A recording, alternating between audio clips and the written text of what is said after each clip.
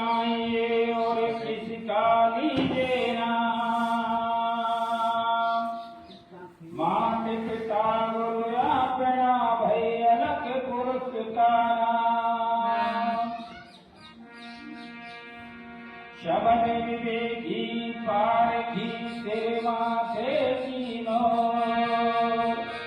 शव संतान बंदगी भई अपनी अपनी हो। सतगुरु मिला तो जानिए जाने उजाला हो। परम का बाधा भूल करे रहे अकेला हो। सज्जनों, आपने सुना होगा कि एक गृहस्थी के चारों पल्ले बीच में होते हैं। भाई जो कह रहे हैं उस बात की पूर्ति कर रहा हूँ। बड़ी बात है। एक गृहस्थी के चारों पल्ले बीच में होते तो वो चारों पल्ले कौन कौन से हैं? पहला पल्ला है पति और पत्नी का संबंध। लेकिन आंख में जो तिनका होता है उसको आंख नहीं देख सकती। रामोतार जी, तो दूसरी आंख देखेगी। रामोतार जी, मेघराम जी की बात की पूर्ति कर रहा हूँ। एक गृहस्थी के चारों पल्ले बीच में होते हैं, ऐसा आपने सुना होगा। तो गृहस्थी के चारों पल्ले कौन कौन से हैं? पहला पन्ना है पति और पत्नी का संबंध। पति और पत्नी को एक दूसरे की बात माननी चाहिए। पत्नी कहे कि आपको कमा के लाके देना है तो कमा के लाके देना है, गृहस्थी का संचालन करना है, ईमानदारी। और कोई 5 आदमी घर में यदि आ जाए और आपने पत्नी को आदेश दिया कि इनको भोजन बनाना है, चाय बनानी है, तो नकारात्मक जवाब नहीं मिलना चाहिए।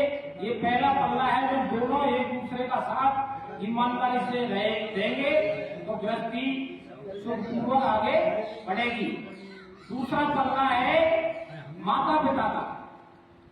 माँ बाप के नियंत्रण में रहकर के व्यक्ति उनके आदेशानुसार, उनके कहे अनुसार चल करके सदाचार का जीवन जीता है।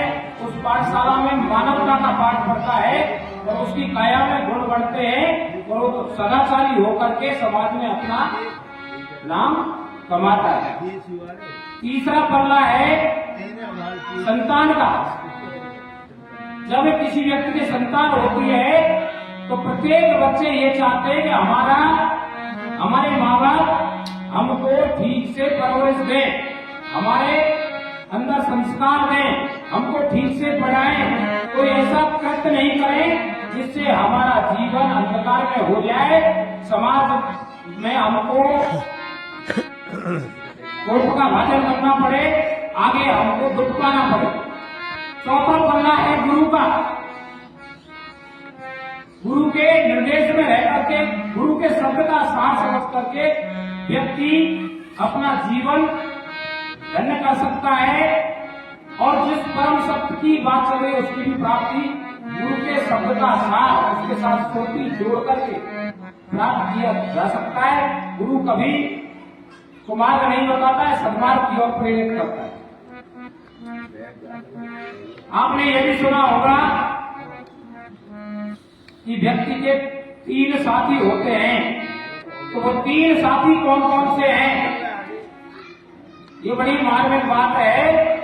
जैसे मेरा किसी ऑफिस में काम है, मैंने कहा धन्ना जी से कि भाई आपकी ऑफिस में जानकारी है और मेरे साथ आप वहां तक चलिए, मेरा काम हो जाएगा। धन्ना जी ने कहा आप मेरे घर आए हो, पानी पियो, भोजन करो, लेकिन मेरे घर से एक कदम भी पैर आगे नहीं रख सका। मैं लौट करके रामोतार जी के पास पहुंचा। मैंने कहा कि रामोतार जी आपकी ऑफिस में जानकारी है और आप मेरे साथ चले तो मेरा काम सहजता से हो सकता है।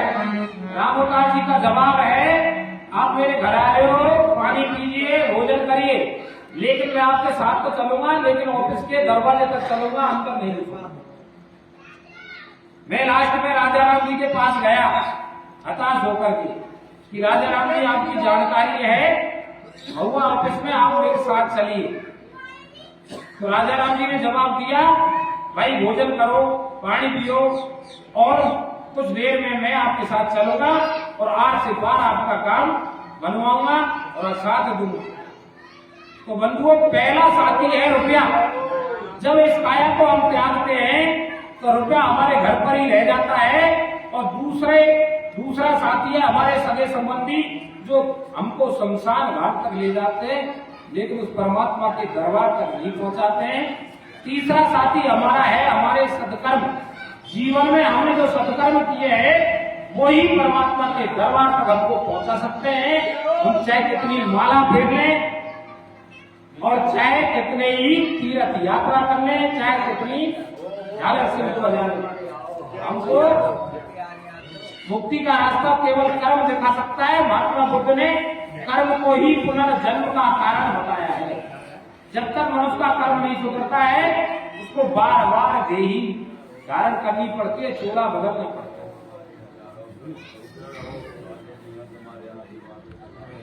अब संसार में प्रचलित कुछ तीन शब्द और सुने होंगे आपने, बैरागी, साधु और संत। अब बैरागी कौन होता है, कौन साधु होता है, कौन संत होता है, ये विचारणीय बिंदु है।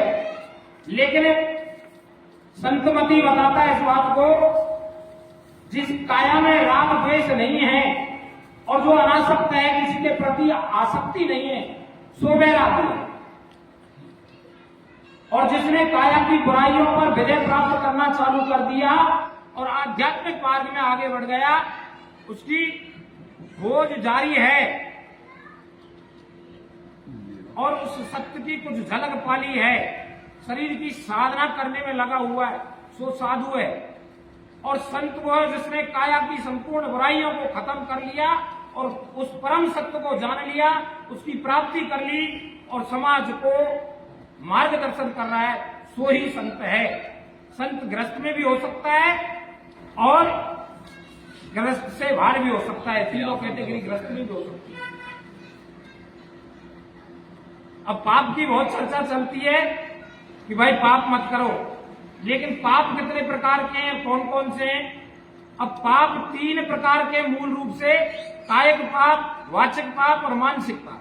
अब कायिक पापों में हिंसा करना, चोरी करना, किसी की संपत्ति हरण करना, अनैतिक संबंध बनाना, और वाचिक पापों में झूठ बोलना, कठोर वचन बोलना, किसी की निंदा करना, बकवास करना। मानसिक पापों में है मन के अंदर किसी को हिंसा पहुंचाने के विचार बनाना, मन के अंदर ही अंदर द्वंद्व चलना, ऐसा करना वैसा करना, उल्टे सीधे विचार, ये मानसिक पाप कहलाते हैं। तो मुख्यतः 10 पाप हैं।